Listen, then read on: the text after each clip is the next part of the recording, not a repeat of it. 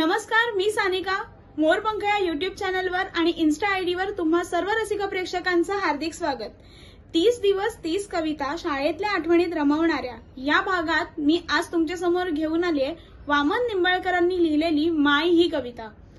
ही कविता तुम्हाला होती की नाही हे कमेंटमध्ये नक्की कळवा. शिवाय 7वीला तुम्हाला कोणकोणत्या कविता होत्या त्याही मेन्शन करा. आम्हाला होती ती कविता अशी होती. जसा दिस बुडून जाई काळोखाचे राज्य असे, आम्ही बसू दरवाजात झोपडीत साधा दिवा नसे.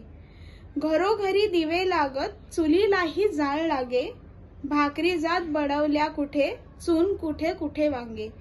नाकात जाई वास त्याचा पोटात असे अंधार सारा, तसे येई बडबडून आसवांच्या डोळ्यात धारा.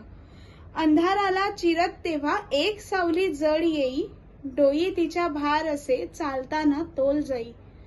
काळी काळी कृश देह ती असे माझी माय, वणवण सकाळपासून मोळीसाठी रानात जाय. वाट पाहत बसू तिची आम्ही सारे भाऊ, मोळी नसे विकत तेव्हा भुकेलेले झोपी जाऊ. एकदा काय झालं कसं आम्हा काही कळलं नाही, माय आली पाय बांधून भळा भळा रक्त वाही. चावला साप मोठा काळा 2 बाया सांगत होत्या, फणा काढून मारला त्याने हळूच गेला निघून रांगत. माय पडली धरणीवर गंडे झाले मंत्र झाले वैद्य आला, दिवस निघता निघता तिच्या देहातून प्राण गेला.